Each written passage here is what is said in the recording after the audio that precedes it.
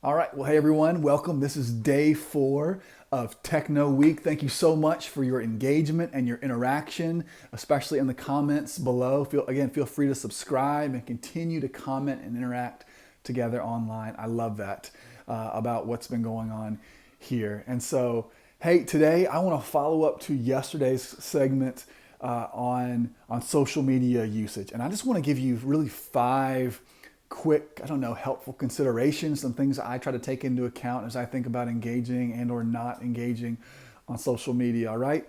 So the first one is this: when in doubt, do without. Maybe you could already finish the second piece of that. But when in doubt, do without. If that joke could be taken out of context, maybe there's a shot that it's going to be like a home run with most of the people who follow you and engage with you, who are friends and family of yours. But there's an even greater likelihood, or a small likelihood, that there's a large portion that could receive it in the opposite light. Well, when in doubt, do without. Second statement that I would just kind of give to you is, hey, does this statement need to be made publicly? And I will put this asterisk and disclaimer here.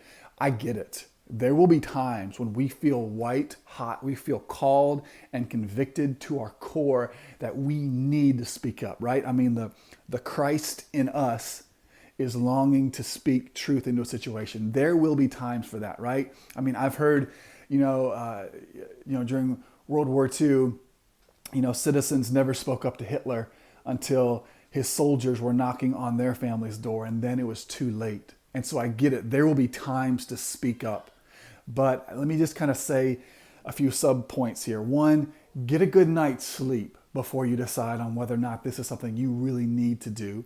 Find a group of wise counsel and friends around you that you can say, hey, I'm thinking about sharing this, posting this in light of all that's going on right now.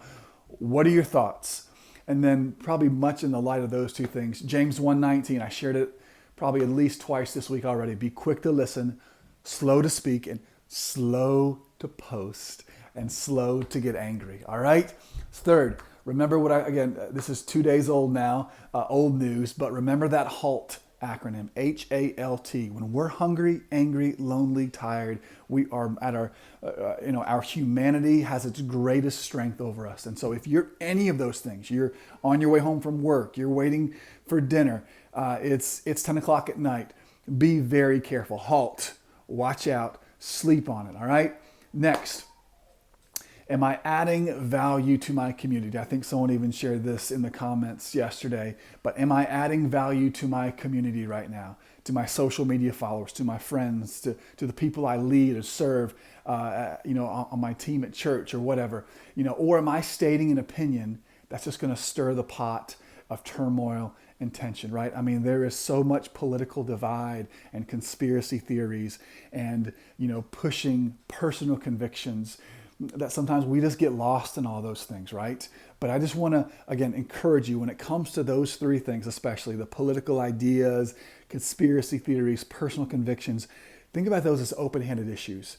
And if you need to have a personal conversation, find somebody to have it with, find a group of people to talk about it with, but be careful engaging online. And then 5th, remember, everything you post can and will be used against you in the court of public opinion. That's just a word of wisdom right there. I've had family members who have literally lost their jobs just because of sharing an article. So keep that in mind. So as I wrap up, two quick things. One, just a reminder, establish that personal filter. Do whatever you have to do to get it in your bones, right? Put it on a sticky note, look at it every morning. And then second, I'm just going to point you back to Colossians 3, verse 13 and 14. Make allowance for each other's faults. Think about that as you engage in social media. Make allowance for each other's faults and forgive anyone who offends you. Remember, the Lord forgave you, so we must forgive others. And above all, clothe yourselves with love.